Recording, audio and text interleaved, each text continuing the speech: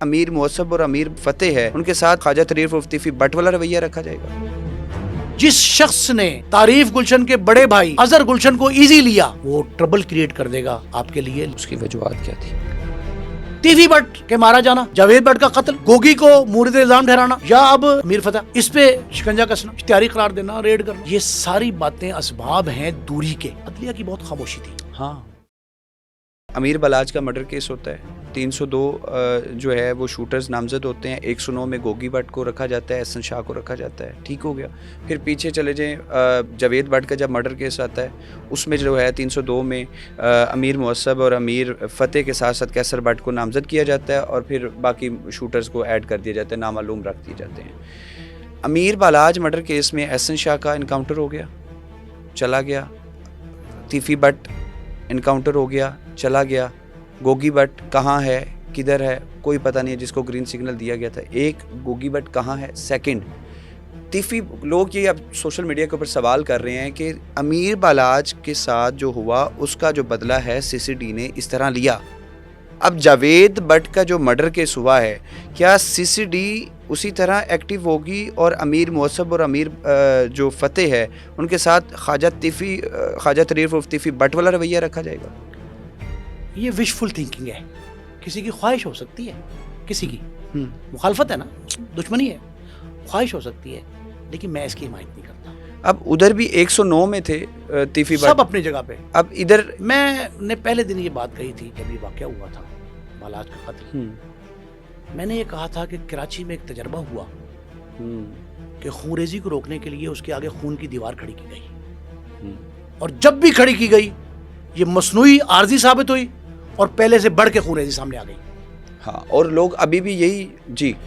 اس وقت ماحول ایسا ہے کہ اسے گرمانے کی بجائے سرد خانے میں جانا چاہیے. تو کیا ایسا ہوگا؟ دیکھیں، لکیلی اور ان لکیلی مجھے نہیں پتا، لکیلی اور ان لکیلی دونوں خاندان کشمیری ہیں. وفاق اور صوبے میں حکومت کشمیری ہے.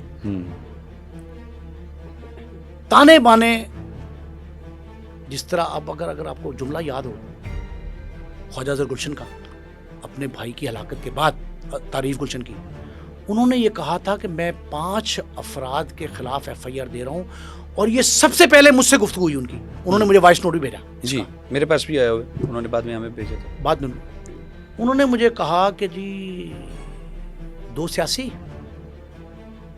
3 پولیس افسر، بعد میں اور وہ بھی ہائی کمان، 3 پھر نئے ایڈ کر دی انہوں نے، 8 ہو گئے.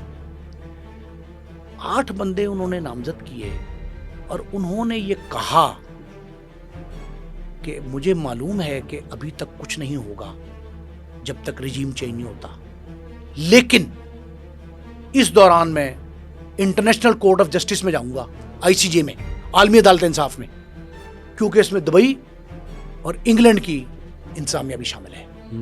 ان معاملات جو وہاں سے پکڑ کے وہاں لائے، وہاں سے وہاں لائے، پاکستان تک آئے، تو میں عالمی عدالت انصاف میں جا سکتا ہوں. میری قانونی مشیروں سے بات ہو رہی ہے. انہوں نے پاکستان کے نامور قانون دان، سپریم کورٹ بار کے سابق سیکرٹری آفتاب احمد باجوہ، ان سے اور ان کے بیٹے مجدد باجوہ سے گفتگو کر لی تھی. یہ سارا کچھ ہو گیا تھا. بالکل. لیکن میں اس پروسیس کے اس لیے خلاف ہوں. آپ نے کہا نہیں وہی پروسیس ہونا چاہیے، کیوں ایک اور جان جائے؟ نہیں، میں نے کہا نہیں، لوگ یہ خواہش کر رہے ہیں. میں نے کہا وشفل تھنکنگ ہے نا، یہ خواہش چھوڑ دیں.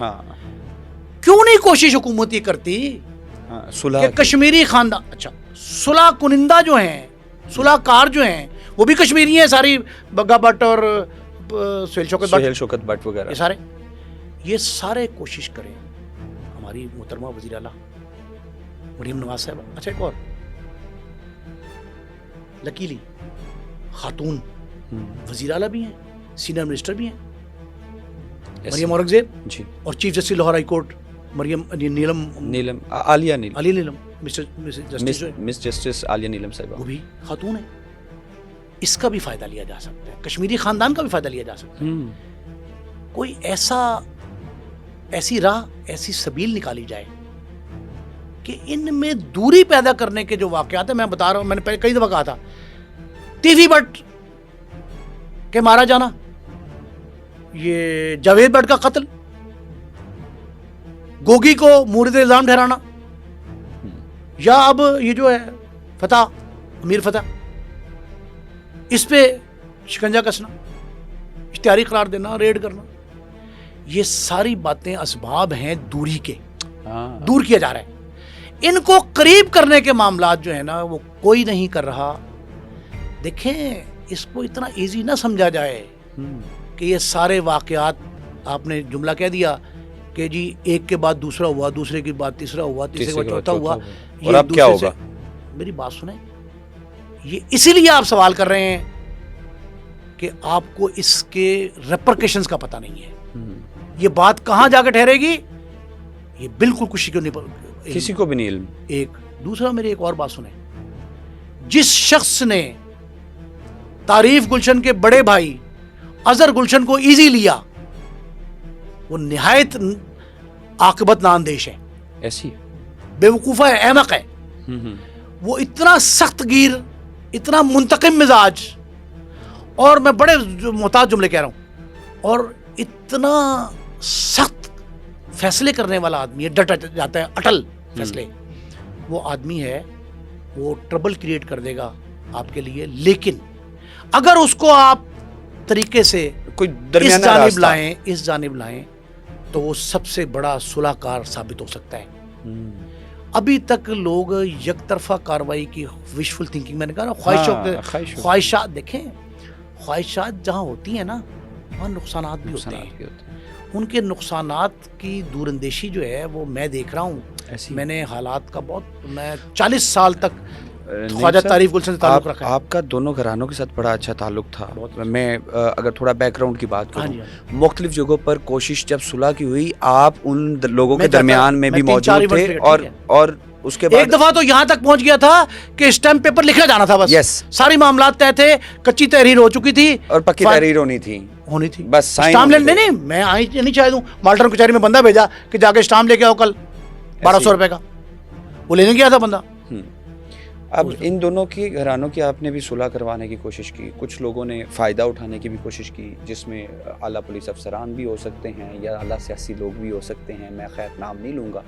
तो आपकी राय के मुताबिक दोनों घरों को आप काफ़ी करीब से जानते हैं, पहले नंबर पर अगर सुलह होती है तो सुलह के सर्कमस्टांसेस क्या होंगे, और खुदा न खास्ता अगर सुलह नहीं होती तो फिर इसके रिजल्ट? एक बात बेटे याद रखो,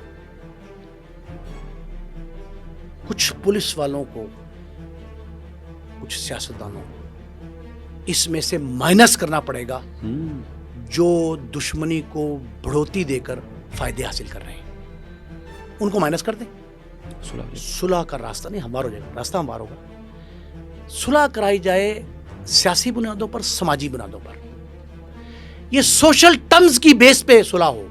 सोशल टर्म्स, मैंने कश्मीरी का लफ्ज कहा, मैंने अदालत का लफ्ज कहा। अदालत, अच्छा एक अजीब सी बात है, ये जो वाकयात ऊपर तले हुए ना, इनमें मैं मुझे नहीं समझ आई, अदलिया की बहुत खामोशी थी। हाँ, बहुत खामोशी, और इतनी खामोशी कभी हुई नहीं है। और पता नहीं दानिस्ता है कि नादानिस्ता है, लेकिन मैं ये समझता हूँ कि लाहौर में इस तरह की जो दुश्मनी, चौधराहट की जंग, जो भी कहें, गैंग वॉर नहीं है, चौधराहट की जंग, इसे नाम जो भी दें, खूंरेजी, ये जो भी है, इसको खत्म करने की अगर 2 कोशिशें हुई हैं, 3 हुई हैं, 4 हुई हैं, 5 हुई हैं इसे खत्म करने की, तो इसको बढ़ाने की 50 हुई हैं। 50 हुई हैं। उन लोगों को माइनस कर दें। अब ये सोशल टर्म्स एंड कंडीशंस के तहत ये सुलह हो, अदलिया इस पर गारंटर हो।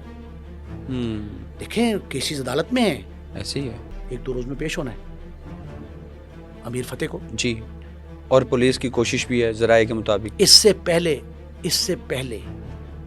कि कोई और नुकसान हो जाए, कश्मीरी बरादरी को स्टेप इन करना चाहिए, उसमें हुक्मरान तबका भी शामिल है। अब मैं एक जुमला कहने लगा हूं जी आपके नाजरीन के लिए जी।